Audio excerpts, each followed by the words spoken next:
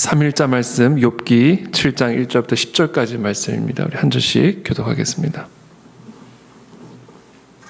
13일자 말씀 욥기 7장 1절부터 10절까지 자 여러분들이 한 절씩 교독하겠습니다. 저부터 읽겠습니다. 이 땅에 사는 인생에게 힘든 노동이 있지 아니하겠느냐. 그의 날이 품꾼의 날과 같지 아니하겠느냐. 품꾼은 그의 싹을 기다리나니 이와 같이 내가 여러 달째 고통을 받으니 고달픈 밤이 내게 작정되었구나. 내가 누울 때면 말하기를 언제나 일어날까 언제나 밤이 갈까 하며 새벽까지 이리 뒤척 저리 뒤척 하는구나. 내 살에는 구더기와 흙덩이가 의복처럼 입혀졌고 내 피부는 굳어졌다가 터지는구나. 나의 날은 베틀의 북보다 빠르니 희망 없이 보내는구나. 내 생명이 한낮 바람 같음을 생각하옵소서. 나의 눈이 다시는 행복을 보지 못하리이다. 날 본 자의 눈이 다시는 나를 보지 못할 것이고 주의 눈이 나를 향하실지라도 내가 있지 아니하리이다. 구름이 사라져 없어짐같이 수월로 내려가는 자는 다시 올라오지 못할 것이오니 그는 다시 자기 집으로 돌아가지 못하겠고 자기 처소도 다시 그를 알지 못하리이다. 아멘. 이 땅에 사는 인생에게 힘든 노동이 있지 아니하겠느냐. 그의 날이 품꾼의 날과 같지 아니하겠느냐. 종은 저녁 그늘을 몹시 바라고 품꾼은 그의 싹을 기다리나니 이와 같이 내가 여러 달째 고통을 받으니 고달픈 밤이 내게 작정되었구나. 지금 이 욥의 이 고통, 욥의 고통을 이제 그 인생의 힘든 노동의 시간에 이제 비유를 합니다. 마치 인생에게 힘든 노동의 시간이 있는 것처럼 품꾼의 날처럼 또 하루 종일 수고하고 그날의 일당을 기다리고 있는 그와 같은 종처럼 내가 지금 여러 달째 고통을 받으니 고달픈 밤이 내게 작정되었구나. 우리가 우리의 삶을 살아가기 위해서 행하는 이런 노동이 사실은 우리의 삶의 고통의 가장 본질적인 이유 중에 하나죠. 매일 아침 직장에 나가는 일, 또 우리가 가족을 부양하고 또 우리의 삶을 유지하기 위해서 하루도 빠짐없이 매일같이 우리가 직장에 나가야 하고 일을 해야 하는 이와 같은 삶이 사실은 우리가 이 땅에서 경험하는 고통의 가장 어떻게 보면 큰 이유 중에 하나죠. 그래서인지 오늘 욥은 지금 자신이 겪고 있는 이 극심한 고통을 다른 것에 비유를 하지 않고 이 힘든 노동의 삶, 품꾼의 삶, 그 싹을 기다리는 그와 같은 종의 삶에 이제 비유를 하고 있습니다. 4절에 내가 누울 때면 말하기를 언제나 일어날까 언제나 밤이 갈까 하며 새벽까지 이리 뒤척 저리 뒤척 하는구나. 내 살에는 구더기와 흙덩이가 의복처럼 입혀졌고 내 피부는 굳어졌다가 터지는구나. 되게 좀 중의적인 의미가 있는 것 같아요. 욥은 지금 자신의 이 피부병으로 인해서 하나님이 치신 병으로 말미암아 말할 수 없는 고통 가운데 밤잠을 설치면서 내가 언제 일어날 수 있을까? 언제나 밤이 지나갈까?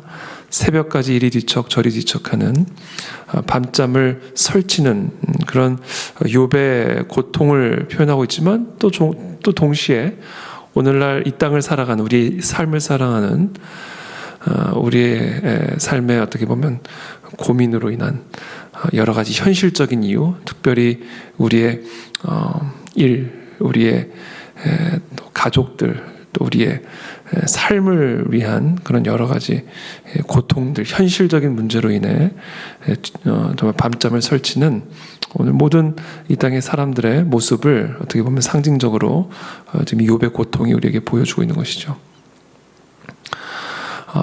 그러면서 이제 이렇게 고백합니다. 6절에 나의 날은 베틀의 북보다 빠르니 희망 없이 보내는구나.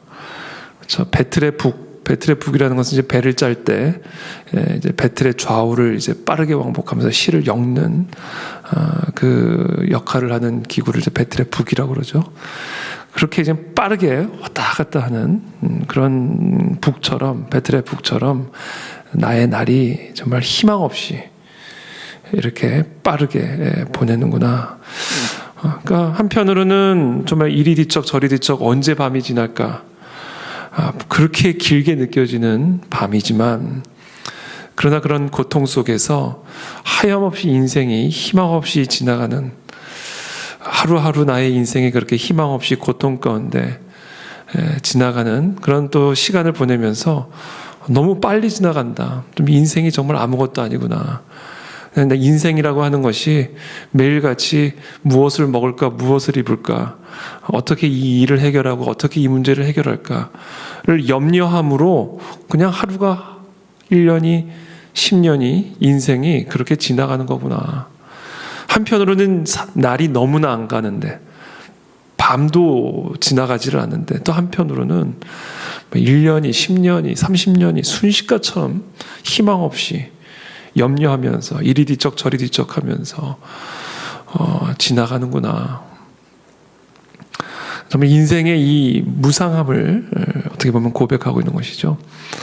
7절에 내 생명이 한낮 바람 같음을 생각하옵소서. 나의 눈이 다시는 행복을 보지 못하리이다. 근데 여기서 아주 중요한 전환이 일어납니다. 아마도 지금 1절부터 6절까지 아마도 욥이 침상에 누워서 자신의 이 고통스러운 상황들을 바라보면서 이리 뒤척 저리 뒤척 새벽 동안 밤잠을 설치는 가운데 탄식하는 내용으로 1절부터 6절까지 이어가다가 7절에서 아주 중요한 전환이 일어나죠.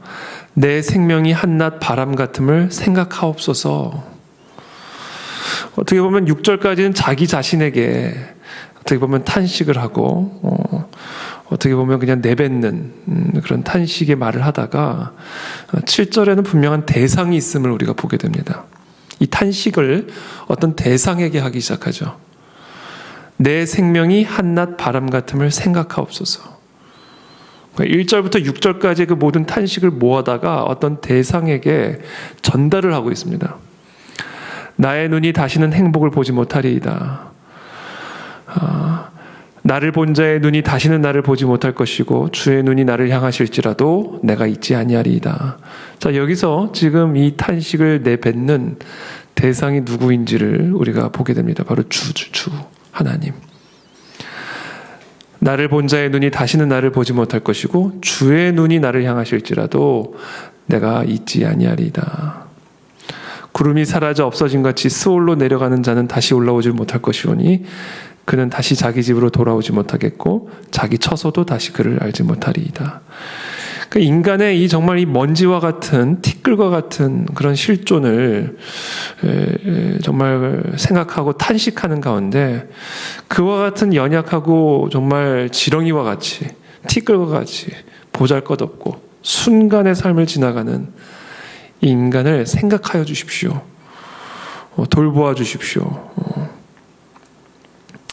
구름이 사라져 없어진 것처럼 스올로 내려가는 자가 다시 올라오지 못할 것이니 나를 본 자의 눈이 다시는 나를 보지 못할 것이고 주의 눈이 나를 향하실지라도 내가 잊지 아니할 것이니 그와 같이 찰나와 같이 먼지와 같이 티끌과 같이 지나가는 인생이오니 하나님 나를 불쌍히 여기셔서 나를 건져주시고 구원해주시고 나를 돌보아 주십시오.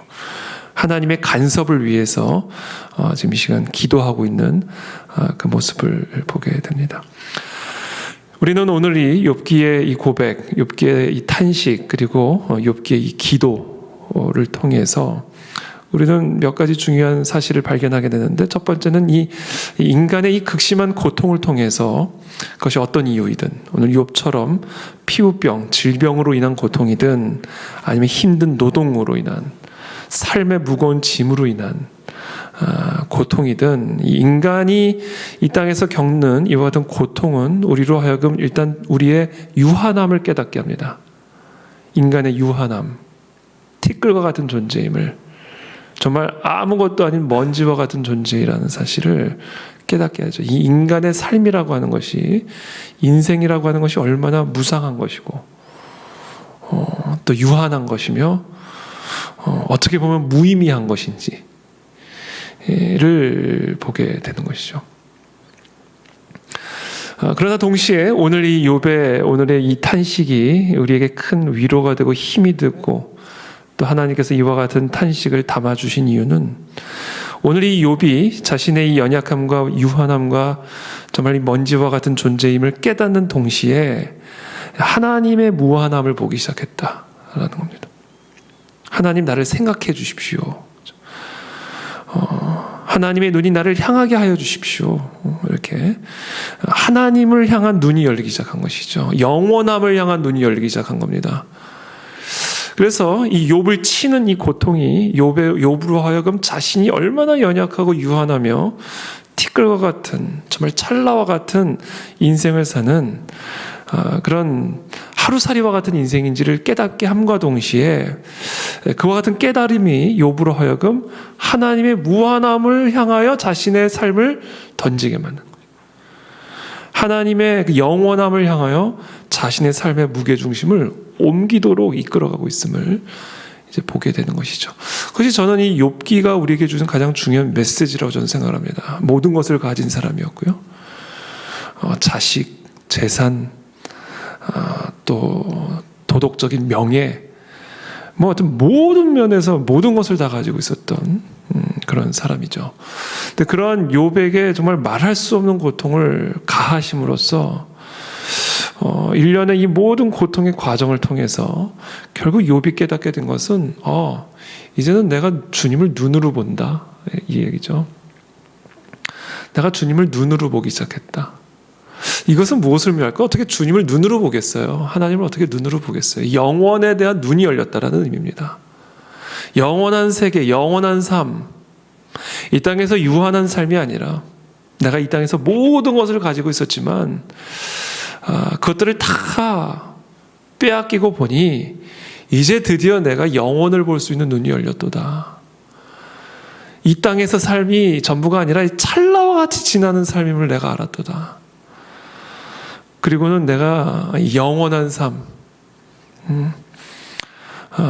영원한 하나님, 영원한 생명, 영원한 복, 영원한 가족을 볼 수 있는 눈이 드디어 내게 열렸도다. 그것을 이제 욥이 욥기의 말미에 내가 이제 주를 보고 있나이다 라는 고백을 통해서 우리에게 가르쳐주고 있는 영적인 깨달음이죠. 그래서 저 이 시간 기도합니다. 하나님, 우리의 삶에 많은 무거운 짐들이 있습니다. 그것이 힘든 노동으로 인한 것이든 정말 그것이 욥과 같은 말할 수 없는 질병, 육체적인 고통으로 인한 것이든 우리는 이 인생에서 고통을 당하고 노동을 당합니다. 그런 상황 속에서 우리는 정말 새벽까지 이리 뒤척 저리 뒤척 밤을 새며 고민하고 번민하며 두려워하고 염려하는 그런 인생을 평생 살아갑니다. 하나님, 이런 우리의 인생을 하나님 통해서 얼마나 우리의 인생이 먼지와 같고 티끌과 같은 정말 무상한 것인지를 깨달을 수 있게 도와주시고, 그래서 이 인생을 향한 미련, 인생을 향한 집착, 인생을 향한 사랑, 이 모든 것들이 얼마나 쓸데없는 것이고 얼마나 무상한 것인지를 정말 우리가 마음 깊이 깨달아 알게 도와주시고, 그것을 깨달음으로 끝나면 이건 허무예요. 그것을 깨달음으로 끝나면 그냥 자살입니다. 그것을 깨달음이 우리로 하여금 하나님의 영원함을 볼 수 있는 눈을 열어주시고 하나님의 무한함을 볼 수 있는 눈을 열어주셔서 이와 같은 삶 속에서도 무한한 하나님의 평강을 누릴 수 있음을 깨달아 알게 도와주시고, 이와 같은 인생의 유한함으로 당하는 우리의 고통 속에서도 그 하나님의 영원함을 누리고 맛보며 기대하며 소망하며 찰나와 같이 지나는 우리의 삶을 통과할 수 있는 은혜를 우리 모두에게 허락하여 주시옵소서. 이것이 오늘 욥이 오늘 우리에게 가르쳐주는 기도고 또 기도의 방향입니다. 그래서 오늘 이 말씀을 품고 함께 은혜의 보좌 앞으로 나가시기를 축복합니다. 함께 기도하겠습니다.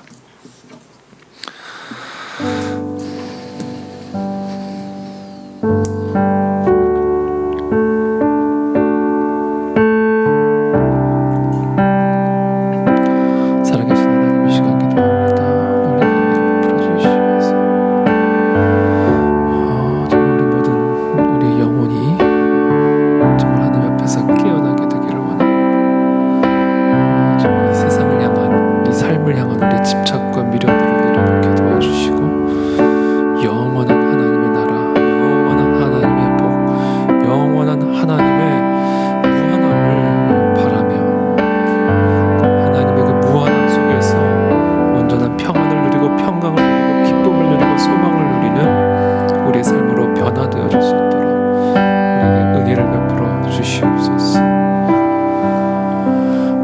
살아계신 하나님 감사합니다. 오늘 이 시간 이 욥의 이 고통의 탄식을 통해서 영원의 문이 열리는 것을 보게 하심을 감사합니다. 이 욥의 이 세상에 대한 집착과 미련이 이 고통으로 말미암아 끊어지고 영원한 하나님의 나라를 향한 삶의 방향으로 변화되어지는 이 욥의 삶의 이 방향의 전환이 우리들 가운데서도 일어나게 도와주시어서 이 세상을 사랑하고 이 세상에 집착하고 이 세상에 미련을 두며 이 세상 속에서 세상을 위해 살아가는 세상의 사람으로 살아가는 것이 아니라 정말 저 영원한 하나님의 나라, 영원한 하나님의 생명, 영원한 하나님의 평강과 영원한 하나님의 기쁨과 소망을 누리며 이 세상에 수고하고 무거운 짐진 것들을 정말 깃털처럼 여기며 우리가 살아갈 수 있는 그런 하나님의 백성들이 다 될 수 있도록 우리 모두에게 은혜를 베풀어 주시옵소서. 감사드리며 예수 그리스도 이름으로 축복하며 기도하옵나이다. 아멘.